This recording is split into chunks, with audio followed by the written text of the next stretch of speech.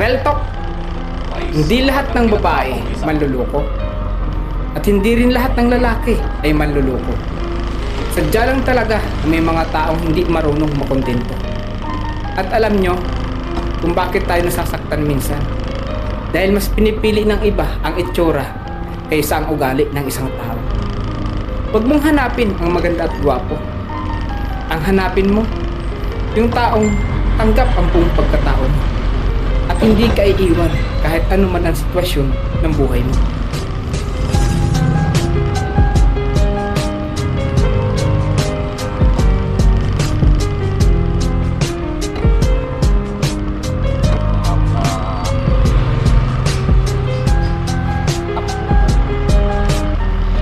Real talk, hindi lahat ng babae manluloko.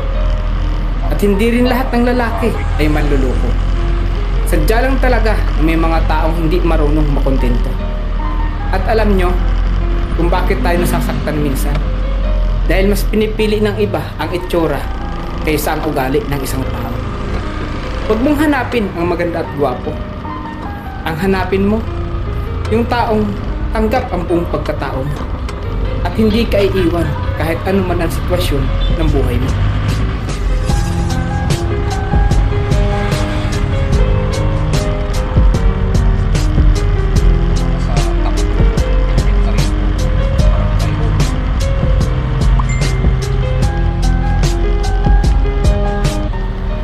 Real talk, hindi lahat ng babae manluloko.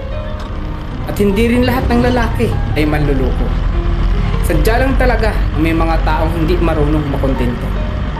At alam nyo kung bakit tayo nasasaktan minsan? Dahil mas pinipili ng iba ang itsura kaysa ang ugali ng isang tao. Huwag mong hanapin ang maganda at gwapo. Ang hanapin mo, yung taong tanggap ang buong pagkatao mo. At hindi ka iiwan kahit ano man ang sitwasyon ng buhay mo.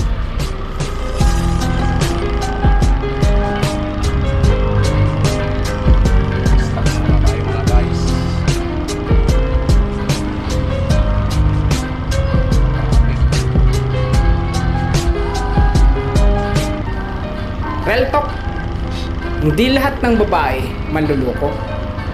At hindi rin lahat ng lalaki ay manluloko. Sadya lang talaga na may mga taong hindi marunong makontento. At alam nyo kung bakit tayo nasasaktan minsan?